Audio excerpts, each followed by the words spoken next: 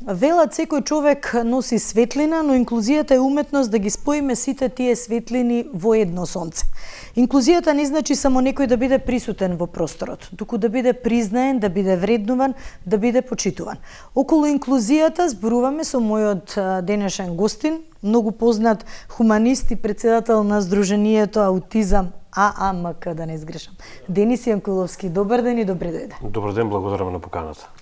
На самиот почеток реков дека инклузијата не значи само некој да биде присутен во просторот, туку да биде препознаен, почитуван, вреднуван, да биде еднаков со сите граѓани. Дали доволно знаеме што е тоа, Денис, инклузија? Па претпоставувам дека се уште учиме, иако мислам дека одамна требаше веќе да научиме некои работи, меѓутоа се уште учиме што е инклузија. Во смисла, ние сите, така да речеме, еве генерално ќе кажам, нели, сите ние викаме, да, и ова е инклузија, ние еве вклучивме нешто, не е битно во било кој дел, кој сегмент од општеството, меѓутоа не е тоа само едноставно, како да кажам, значи си има нешто што треба претходно да се испита, да се направи, да се анализира, да се осмисли. Не е само така народски кажано, кај што викаат мачка и налепи готово, веќе имаме инклузија. Не е само да кажеме да, ние еве направивме на пример пристапна рампа за во училиште, меѓутоа од друга страна има места каде што иако има пристапна рампа, по друга страна има децата учат на спрат, каде што не можат никако да дојат, нели, ако се со количка или со било какви помагала. Значи, кога по мене, и претпоставувам дека сепак тоа е, не е дека јас нешто го знам, јас сум паметен, него тоа е логика на нештата, за било која работа, кога сакаме нешто да вклучиме, да почнеме или да направиме, малку треба повеќе време да помине, повеќе анализи нека се направат. Еве да речеме сакаме не инклузија, не мора да биде таа за месец дена, за 2 месеци, нека се направи анализа, нека се направи секако што треба да биде, ама да биде саглам направено, значи да биде издржано, нека почне од до година.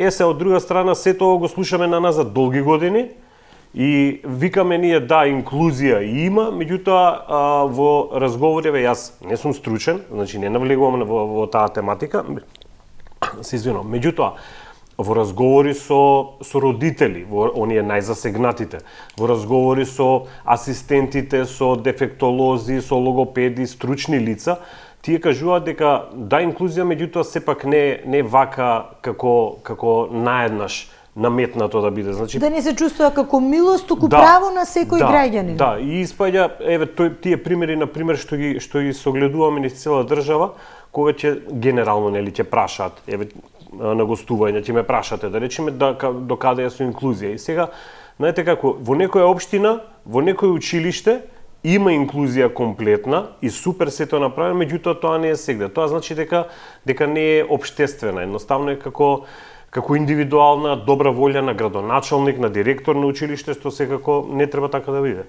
Така. Денис, инклузијата, велат, во едно општество, односно општеството е толку силно колку што практично најслабите и најранливите во него се чувствуваат безбедно.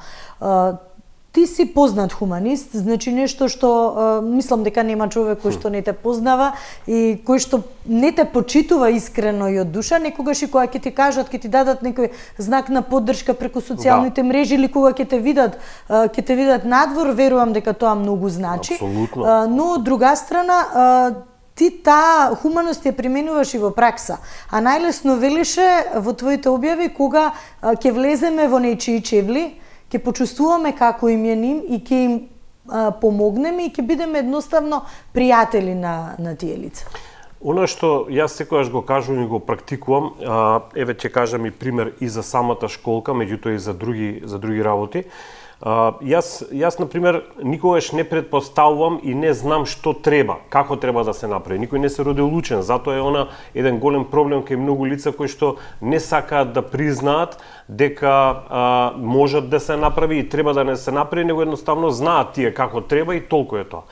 Значи, се она што треба што ние го правиме и мислам дека секој треба така да биде, треба да биде во согласност и во корелација, во муабети, во договори со родителите, со семејствата на лицата кои што живеат со различна типичност, независно дали се работи за состојба, болест, значи ретки болести, Даунов синдром, дали е во количка или помагал, како што рековме, аутизам или било која друга попреченост од една страна. Се треба да се прави по мене само слушајќи го нивниот глас, гласот на семејствата, затоа што тие знаат како треба.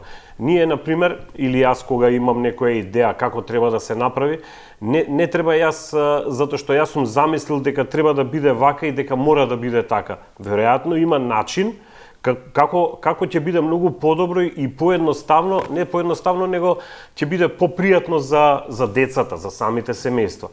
Токму тоа е она што често го кажувам, независно дали се работи не само за избори, дали за било каква едноставна ситуација која што е од државно, од општествено значење, е дека треба да се слуша гласот на семејствата. Значи нив да ги прашаат што ви треба, како да направиме. Не мора ниту Денис, ниту здруженијава, едноставно во ретене или сепак издруженијава се еден вид представници на семејствата, меѓутоа семејствата и родителите, старателите се тие кои што знаат најдобро како треба. И нив треба да ги прашуваме, независно дали се работи за настанна школка, дали се работи за игротека, дали се работи за новогодишна забава или за нешто сосема друго. Трибини, например, каде што ќе се повикаат родителите, меѓутоа и ќе се слушаат нивните размислувања и нивните потреби. Нема да биде само едноставно како за поени сето тоа направено, за една благодарница. Дневна политика, па тоа ветување, потоа така, на крајот нема да се изреализира ни четвртина од она што било. Сум бил присутен и одамна, сум бил присутен каде што едноставно кога владини представници ќе кажат што имаат и ќе станат затоа што имаат обврска, а дојдени се на трибина со родители да разговараат и тоа едноставно боли затоа што и тоа е обврска. Значи кога си дошол негде и слушај затоа што и тоа е обврска, не е само трчање по не знам, ајде да не навлегувам тоа болна тема секако, меѓутоа пак ќе кажам, значи треба да се слушаат семејствата, треба да се сето она што се планира во програма, што треба да се направи за ако сакаме да се реализира и да биде вистинска инклузија, вистинските идеи што ги имаат еве и политичарите, дали се работи за во собрание, дали се работи за кандидати за градоначалници или било што едноставно, кога ќе ги слушаат, навистина да ги слушаат, меѓутоа и да ги применуваат, затоа што кај нас за жалост станува, како што рековте, дневно политички, за сликање, за програма супер е се, меѓутоа доволно е да поразговарате на улица со било кој од родителите, ќе ви кажат ние ова истото го слушаме со години, остаревме и веќе сме изнемоштени и едноставно кога ќе им кажеме дајте што може да направиме, буквално тие се ајде да речам еден вид можда и апатија. Нема едноставно, не гледаат ништо дека ќе се направи, ќе се реши некоја ситуација и едноставно стареат. Значи и тие се возрастни, децата им растат и она најболното прашање што го поставувате, што после нас? Така. Го спомена примерот со школка, чинам дека на еден од настаните кои што беа организирани, токму тој проблем беше потенциран кога дел од децата кои што требаше да настапат не можеа, токму поради фактот што немаше пристап на рампа за да можат да се качат на сцена и да настапат. Тоа е еден позитивен пример дека направена е рампа, сега можат да стигнат до таму. Меѓутоа генерално еве школка е зборно место, како да го речам, кога треба да се соберат, да се организира некој убав настан, да бидат вклучени овие дечиња, младинци и така натаму. Меѓутоа реално пристапноста е голем проблем, дали се работи за јавни установи, дали се работи за училишта или независно за кои институции. Докаде сме и зошто толку време сме заглавени во тој лавиринт на некои бирократии за да не можат овие лица да им биде обезбедено барем основното да стигнат до одредена дестинација. Како пример можеби во целото сето ова ќе го кажам, имам уште еден пример ќе го кажам и тој за школка.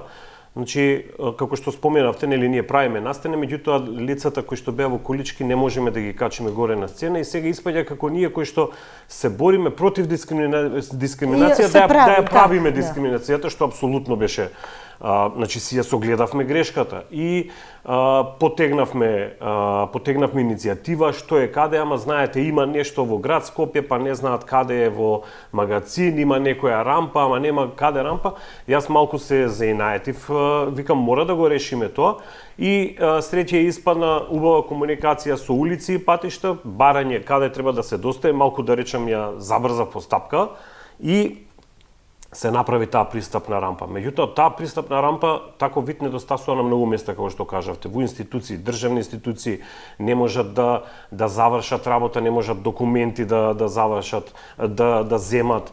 Има, например, еве, како пример ќе го кажам, исто една промоција која сакав да направиме во библиотеката Другарче во центар.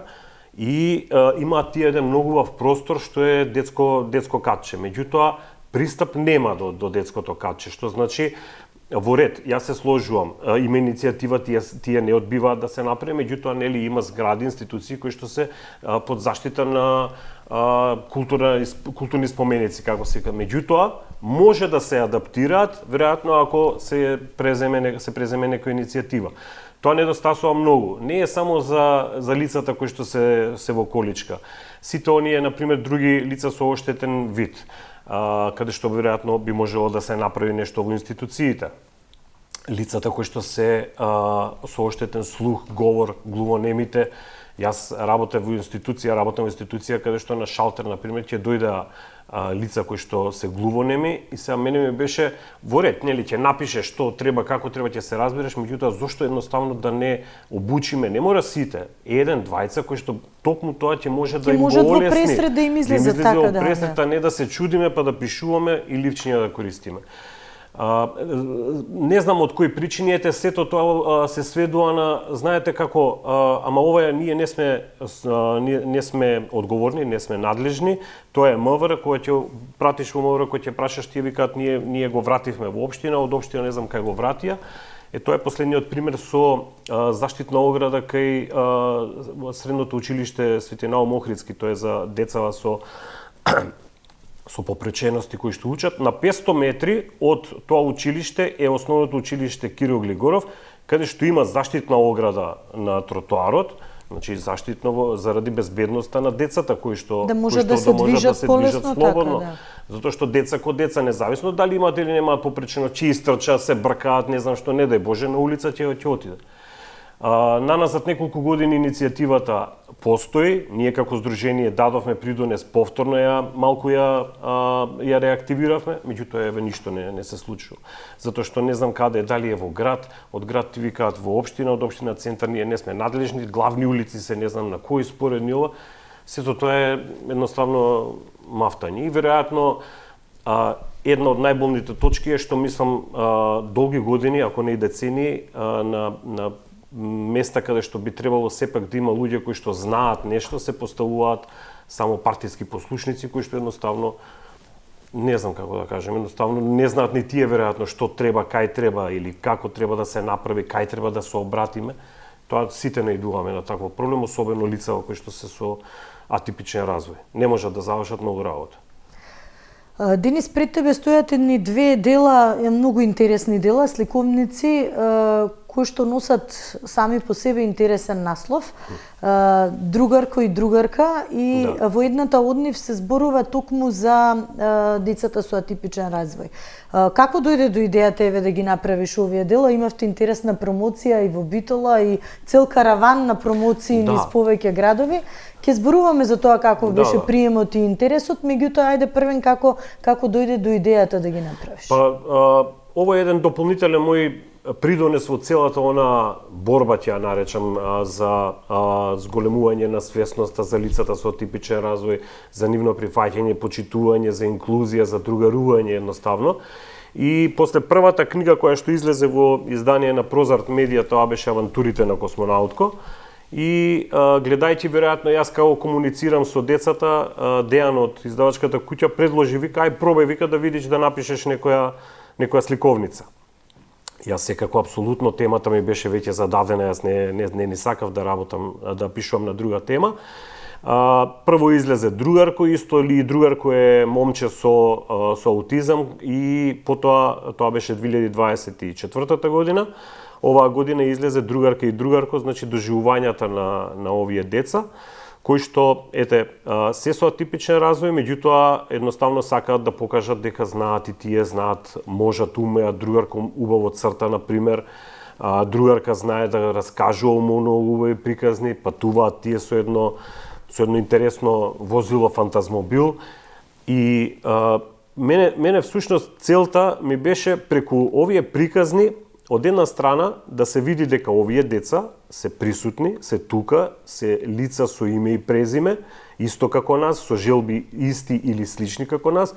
Меѓутоа, од друга страна, може би повеќе целната група се другите дечиња, оние типичните, или семејствата кои што се уште имаат некои стравови, да речем, или стигми во однос на овие работи, малку да се приближи, да се доближи до нив, да се види дека овие деца не се апсолутно ништо страшни, различни се, да влезат во нивниот свет. Може би што секојдневно го имаш поминато на терен во комуникација со. Да, од една страна може да и другарко првата има и малку и автобиографија, јас сум единец, јас ги имам доживеано до негде тие самоти на дечињава, и ги разбирам до негде.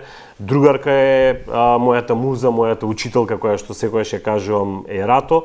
Следната сликовница, здраве Боже, што ќе излезе исто за едно девојче кое што сака да стане голема звезда и се остварува големиот сон.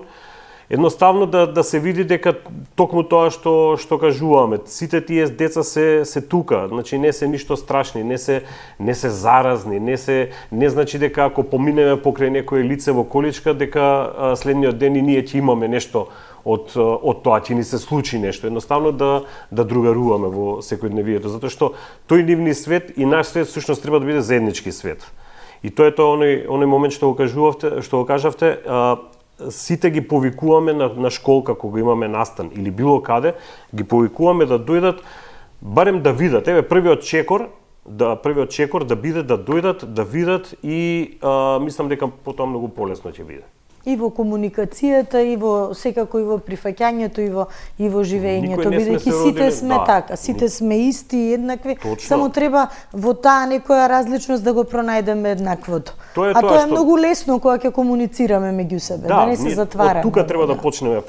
Всушност треба да почнеме од себе, да ги тргнеме сите оние предрасуди кои ги имаме за многу работи, тогаш е многу полесно. Така да верувам дека, мислам сега, јас никој пат не сакам тоа на самофалење да биде, меѓутоа, ево, наназад години гледаме дека успеваме во сето тоа, имаме многу нови лица, нови семејства, нови родители, другарчиња наши кои доаѓаат, така да веројатно успеваме во таа мисија, меѓутоа многу има за работа, дефинитивно.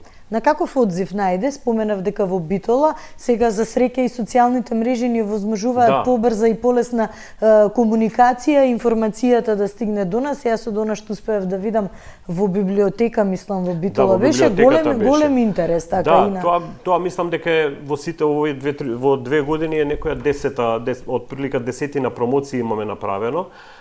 Имаме и во Куманово, во Битола, во Крушево, Охрид имаме направено. Сакаме насекаде да појдеме, значи дефинитивно дали ќе биде сега, дали до година, дали со 3, со 4, не е битно. Како иде, сакаме насекаде да појдеме затоа што прво секаде има деца со атипичен развој. Значи нема само во Скопје, и не треба се во Скопје да се случува дефинитивно, треба да се слушне и гласот и на другите деца. Одзивот е прекрасен, она што ми беше како идеја кога ми кажа Дејан од издавачка куќа за промоцијата, му викам, моја идеја е сите промоции да бидат инклузивни. Тоа значи дека ќе да учествуваат и деца со атипичен развој, дали ќе биде читање, дали песна, дали рецитирање, и танцова точка, не е битно. Досега успеваме, верувам дека така ќе продолжиме и натаму. И всушност сликовниците всушност се децата кои што учествуваат на промоциите, затоа што тие се главната приказна во сето тоа. Јас можам многу малку и можеби не треба да зборувам некогаш ако нема доволно време, меѓутоа децата се тие кои што треба да се прикажат. Така и тие се најискрени, не може да излажат, знаат нели веднаш како сунгери тоа што ќе го видат да го примат и да го пренесат. Можеме ли да зборуваме за која возраст? Ликовница е, нели, ајде, некогаш наменета за помладата популација, меѓутоа буди секогаш радости кај возрастните, да бидеме искрени. Обично овие сликовници се да речиме за негде до кај 7-8 години направени. Меѓутоа, тоа е тоа што го споменавте, има и многу возрастни кои што ќе прочитаат, независно дали се работи за младинци или за возрастни лица кои што многу убаво ги прифаќаат приказната, викаат дека е супер, одлична и дека едноставно, на пример, има луѓе кои што ги откако ќе прочитаат, ќе земат, ќе купат за внуче, за некој, едноставно да се шири приказната, да се шири љубовта, да се видат различностите, дека апсолутно не е ништо страшно да е различен човек. Само треба да се почитува, тоа е целата работа. Да. Може би тематски малце да ги внесеме, споменати на самиот почеток, дека прво почна со другарко, па потоа ете и со другарка, чисто нешто да ги заинтригира за да им дадеме како мотив повеќе да стигне во нивните раци. Да, другарко е момче, како што кажав, кое што е така малку поповлечено и затоа што од една страна и така си функционира, тој си црта на плочник или црта каде што ќе стигне, меѓутоа се појавува една другарка која што едноставно го запознава со останатите деца и потоа имаат доживување и во училиштето, другарка добива награда за својот цртеж, односно едноставно неговата другарка е таа која што му помага од една страна тој да се прикаже, а од друга страна ги запознава нели другарчињата со другарко, дека другарко е всушност дете како и нив кое што сака само да црта многу повеќе и црта многу повеќе и тие сакаат повеќе да се дружат со него, да цртаат. Другарка, како што кажав, тоа е едно девојче со аутизам кое што има многу убави приказни, во кое што во приказната кај другарка и другарко се вклучува, затоа што таа многу убаво раскажува. И незините тие патуваат на различни планети. Еве да не откриваме на се, меѓутоа има некоја планета која што се вика Радост, има планета која што се вика Песна и нормално бидејќи веќе е препознатливо на најубавата планета Гушибац завршуваат. Така, нешто што има корени од предходно од космонаутко, нешто што е препознатливо нели кај сите, а има некоја хуманитарна нишка секогаш, нишка на задоволство, нишка на дружење, нишка на пријателство, негување на пријателство, што чинам дека денеска малку потешко ни е. Па да, дефинитивно тоа се гледа дека мислам доволно е само ние возрастните да видиме колку не комуницираме, колку сме комуницирале, а веќе не комуницираме, не се гледаме затоа што се нешто немаме време, а времето минува, значи и годините минуваат. Особено на оваа тема, мислам дека од децава, еве јас имам искусено долги години, како што кажавте, прво што се искрени, второ се многу големи другари и пријатели. Значи тие се внесуваат апсолутно целосно, другаруваат, сакаат да другаруваат, сакаат да ги викнат на родендени, меѓутоа и да дојдат на нивни родендени. Така. Денис, она што сакав да му посветиме малку внимание, периодот што сите можеби во таа колективна меморија сакаме да го заборавиме, но остави голема трага и голем печат, тоа беше короната. Значи, дали не научи времето за време на короната и по короната дека сме многу ранливи и дека треба од една страна не само да внимаваме на своето здравје и физичкото и менталното, но да знаеме дека во таа ранливост повторно е хуманоста многу клучна. Барем ти си личност која што никогаш не оставила никого без одговор, кога и да те побараме, секогаш си тука за секој човек во рамките на она што е твоја нели професионална активност, но и лична заложба. Меѓутоа генерално научивме ли доволно од короната? Па во однос, мислам дека сепак од една страна малку не оштети самата корона, во смисла не оддалечи, не одвои, се уште не сме толку вратени, не знам, јас се надам дека ќе се вратиме некој ден на тоа нормалното, затоа што не може да биде ова ново нормално, каде што, се извинам, не комуницираме, има некоја завист меѓу луѓето, се помалку ја има таа и хуманоста, значи, доволно е да ги видите сите оние како да ги наречам, не знам, ајде да не бидам груп, оние снимања со телефони кога има случки, кога има нешто се случува, независно дали е тепачка, дали е некој повреден или било што, значи не снимај со телефонот, туку стани. Ете и врсничкото насилство е да го споменеме, тоа е премногу. Затоа викам се едноставно се измешаа работиве. Луѓето треба да си помагаат, хуманоста се гледа не само во тоа да речиме да, јас сум хуман и ја поддржувам хуманоста, него едноставно навистина да си помагаме, на старите да им помагаме, на изнемоштени. Верувам дека, односно се надевам, јас секогаш сум оптимист дека ќе се вратат работите, иако нели минуваат годините, меѓутоа мора многу повеќе да другаруваме, да се зближуваме, а не да оставаме политиката да не двои на секое поле, буквално да не раздвои. Браќа, сестри, фамилии се испокарани, зошто? Затоа што едниот бил за едните, едниот за другите, наместо сите да бидеме за едно нешто, за заеднички живот. За жал тоа се одрази и од короната го има, мислам, многу повеќе, меѓутоа ајде да речем оптимизмот никогаш не би требало да го изгубиме. Така, бидејќи ти практично со твојата работа влезе во многу домови, виде многу човечки судбини кои што покажуваат дека на крајот од денот од она што спомена дека сите сме само луѓе и дека сите кога ќе ни биде потребна помош, тогаш можеби ќе се освестиме дека и ние некому треба да подадеме рака и да помогнеме. Тоа е она што не само за короната или не само за било што друго, еве и за оваа тема. Да, тесно поврзана, сакав да речеме. Сите треба да разбереме дека се може секому да се случи. Никој не е опериран од нешто, никој не е имун на се. Значи не треба, мене ова нема шанси да ми се случи или не знам, мене нема шанси грип да ме фати или не знам било што, не мора да е здравствено или за оваа тема. Треба да знаеме дека се може секому да се случи и затоа треба да оставиш негде за да може некој тебе да ти помогне.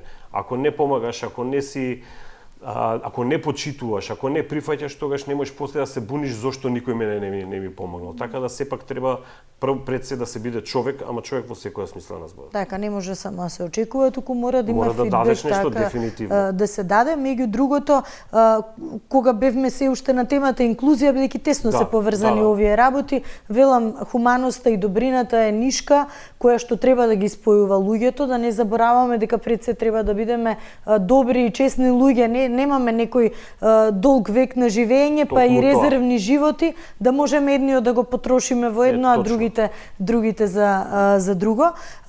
Колку самото образование или образовниот процес, не само за формално зборуваме, неформалното еве, секој на свој начин има удел, меѓутоа има доволно посветено на инклузијата.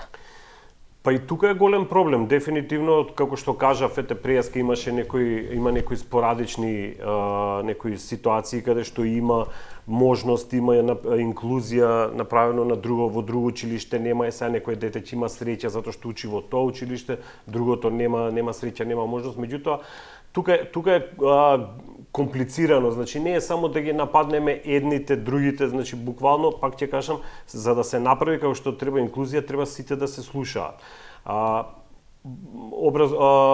Воспитувачите, наставниците, професорите, значи треба и тие да поминат низ една обука како што значи попреченоста, што значи аутизмот или било која друга некоја состојба или пак ќе кажам заболување, атипичност, за да можат и тие да знаат како да комуницираат.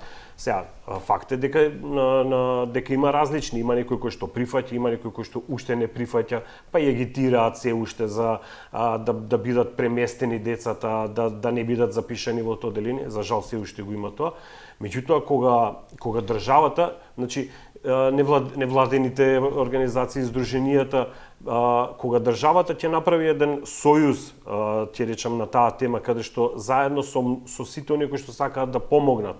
Значи, нема кој нема да сака да помогне за било што да се направи, да може да се направат обуките, да можат самите наставници едноставно да знаат како да комуницираат и пристапат со децата, без разлика дали тие деца имаат асистенти во школото. Така асистенти во училиште. И тоа е друг проблем, нели? Тоа веќе се плюс проблематикава некако се многу се шири, меѓутоа тоа е нешто што треба државата да го направи. Исто како што како се вика она за не ми текнува, не е битно, да се направи колку вкупно има лица со аутизам. Регистар можеби што треба да имаат Ама за повеќе тоа пак информации. државата, значи не можам јас како индивидуа да отидам во Виница и да речам дајте ми број мене во Министерство за труд и социјала, ти речат кои си ти, ама кога ќе одиш на веќе договорено со Министерство за образование, со труд и социјала, па кога ќе се направи се, ќе се знае што понатаму да се направи. Каде има колку што треба да се направи, овде имаме основно, овде имаме средно образование, значи за било која работа, тоа е исто како и за секоја работа што треба да се направи регистар, така треба да се направи и за оваа работа. Што ќе биде многу полесна информација достапна, меѓутоа за каква и да е некоја стратегија и проект кој што би се направил, многу полесно ќе имаат сите информации. Точно, вака ние немаме информација дали на пример во некое село во Источна Македонија има лице на кое што му треба нешто да се направи. А има, дефинитивно тие се насекаде, тие не се само во Скопје или не се само по големите градови, значи насекаде ги има. Само ќе им биде многу потежок пристапот, а вака полесно ќе се дознаат овие информации. Така да тоа се тие малку поголеми проблеми кои што ете од една страна и професорите, односно воспитниот кадар сака да го направи, од друга страна родителите се уште не идуваат во дел од образованието на дискриминација, треба да се отпише, да се префали во друго оделение детето, колку и да сакаат, значи едните и другите, мислам дека овие се работи кои што долги години и јас ги гледам, а замислете, самите родители ги гледаат веќе децении, така да и ги живеат практично секој ден. Тоа е тоа онако ќе речат смачено ние. Така. Денис, знам дека многу пати кога ќе разговараме и велат голем дел од граѓаните, ама не сакам, тоа е политика, немојте да не мешат, нас не интересира политика, меѓутоа малку тука треба една дистинкција да направиме, не прашуваме за партиски определби, меѓутоа политички битија сме сите, политиката и образованието и здравството и инклузијата и така натаму. Во период денеска еве практично почнува предизборната кампања за локалните избори, верувам дека во говорите, можеби и во проекти, во планираните, еве да ги кажам, програми на политичките партии ќе се најде и честопати се наоѓа да се спомене инклузијата, проблемите со кои што се соочуваат лицата со попреченост или атипичните лица, меѓутоа генерално дали овие работи треба да останат само празни ветувања? И па тоа е тоа, за жал така и испаѓа наназад години. Во програмите секојаш ги имаат, нели, ја имаат инклузијата и ги имаат предлозите и решенијата за различни теми поврзани со инклузијата, поврзани со овие семејства. Имаме сликања, имаме сето тоа во ред, ние ги сакаме, ги почитуваме, меѓутоа после ги забораваме дефинитивно. И тоа е тоа што пак ќе кажам и тука доаѓа наред таа разочараност од семејствата. Се надевам, значи секогаш еве оптимизмот постои и се надевам дека било кој да биде, значи не правиме муабет за еден или за друг од било која партија да биде или независен, кој да дојде, една работа, кој да дојде треба да направи многу повеќе за овие семејства да видат некои благодети. И уште една работа која што по мене мислам дека се случува секогаш кога ќе дојде некој од друга партија или од друго размислување, се прекинуваат, например, проекти или нешто што ги направил претходниот. Значи, ако е добро, не го прекинува, продолжи го. Во интерес на сите треба тоа да биде. Па дури усоврши го во крајна линија, отколку да се така. Не е битно, сите сакаат да се удрат во гради, јас го почнав ова, а нешто почнал и претходниот. Сето тоа да биде во интерес на лицата, во интерес на семејствата. Една работа само кратко која што по мене е грешка во вака кога има партиски митинзи или предизборија некое, кога има градоначалници, кога има кандидати за градоначалници, гледам дека едни градоначалници кога имаат средби со невладени и со здруженија на граѓани, имаат средби со едни, други имаат со други. По мене, сите градоначалници треба со сите средби, со сите здруженија, сите заинтересирани, нормално. Тука да не испадне сега јас зошто некој не ме викнал, далеко од тоа, не правам муабет за нашево здружение, него едноставно по мене треба, како би го направил јас тоа, сите кандидати за градоначалници седнати, една трибина со родителите, да поставуваат прашања и овие да ги кажуваат идеите и решенијата. А вака испаѓа дека едни ќе бидат со едни, другите со другите и после едни пак ќе имаат добивка, другите пак нешто ќе страдаат. Таа подвоеност ја има насекаде, за жал. Така, различноста ако е боја, инклузијата ако е платно, должност ние сите создаваме едно убаво дело. Точно. Благодарам што Денис што одвои време, што беше денеска заедно со нас. Верувам дека ќе имаме уште многу можности да поразговараме за уште многу реализирани дела кои што ќе им помогнат не само како што спомена на дечињата, на лицата на младите, кои што имаат одредена попреченост или атипичен развој или Даунов синдром или независно, меѓутоа и на сите останати да знаат дека сите сме еднакви, сите сме исти и сите треба да се разбираме на заеднички јазик, а тоа е добрината, почита и хуманоста. Благодарам на поканата, се надевам дека ќе има уште и сликовници и се, меѓутоа искрено многу побрзо се надевам да има резултати некои од еве после избориве кои ќе поминат, уште утредента да се пофали некој да каже еве навистина ова нешто има напредок се случува, затоа што време е. Да, а граѓаните секако го заслужуваат тоа и семејствата кои што секојдневно го живеат тој живот мора да се направи нешто повеќе за нив и да им се подобри секако состојбата. Благодарам уште еднаш за гостувањето.